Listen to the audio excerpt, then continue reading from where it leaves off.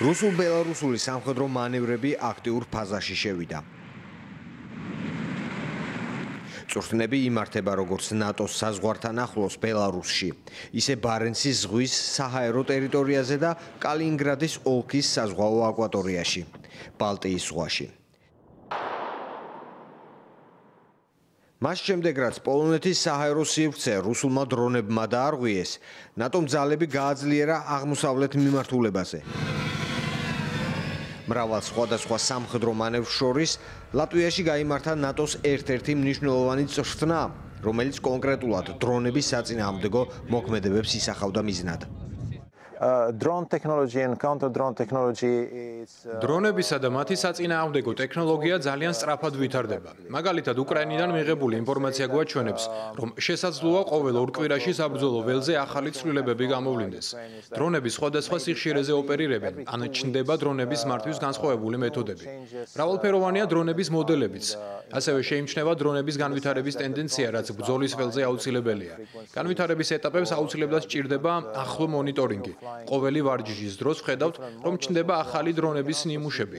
ეს ყველაფერი თვალსაჩინოა, ჩვენ ვხედავთ მას და აუცილებელია, რომ ვაკონტროლოთ იგი. სწავლება, რომელიც ნატოს ინფორმაციისა და კომუნიკაციების სააგენტოსთან პარტნიორობით დაიგეგმა, თანამედროვე გამოწვევების მიხედვით განხორციელდა. მაშინ რამდენიმე ასეულმა სამხედრო მოსამსახურემ მიიღო მონაწილეობა. საყურადღებოა, რომ სწორედ რუსული დრონებია აღმოსავლეთ ევროპისთვის ამ მომენტისთვის ერთ-ერთი მნიშვნელოვანი გამოწვევა. სწორედ ამ მომატებული საფრთხეების გამო ევროპის აღმოსავლეთ ნაწილში ნატოს სამხედრო მანევრები კიდევ უფრო გააქტიურდა. In this war between drones and counter drones. დრონებისა და დრონების საწინააღმდეგო სისტემებს შორის ომში დრონებს ხშირ შემთხვევაში ენიჭებათ უპირატესობა, რადგან მათ აქვთ ინიციატივა და სწრაფად შეუძლიათ განვითარება. დრონების საწინააღმდეგო ტექნოლოგიას კი ყოველთვის ახლავს გამოწვევა, რომ დაეწიოს ამ ცვლილებებს. შესაბამისად, ისინი იძულებული არიან დაელოდონ ცვლილებებს, რათა შემდეგ თავადაც მოერგონ მათ.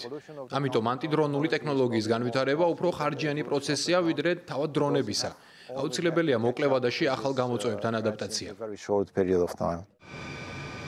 მომატებული რუსული საფრთხის გამო, რომელიც სამხედრო მიმოხილველთა წრეებში კრემლისა და მინსკის ერთობლივ მანევრებს უკავშირდება, ალიანსის სამხედრო ძალა კიდევ უფრო იზრდება აღმოსავლეთ ფლანგზე. პოლონეთში ნატოს ახალი უსაფრთხოების ოპერაციის ფარგლებში დანიური, ფრანგული, გერმანული გამანადგურებლები გამოჩნდნენ. ალიანსის ოფიციალური მონაცემებით, ნატოს ოპერაციების გაერთიანებული სარდლობა დაჩქარებულად განიხილავს ახალი ტექნოლოგიების დანერგვას, მათ შორის დრონების საწინააღმდეგო აღმოჩენის, თვალთვალისა და განადგურების სისტემებს.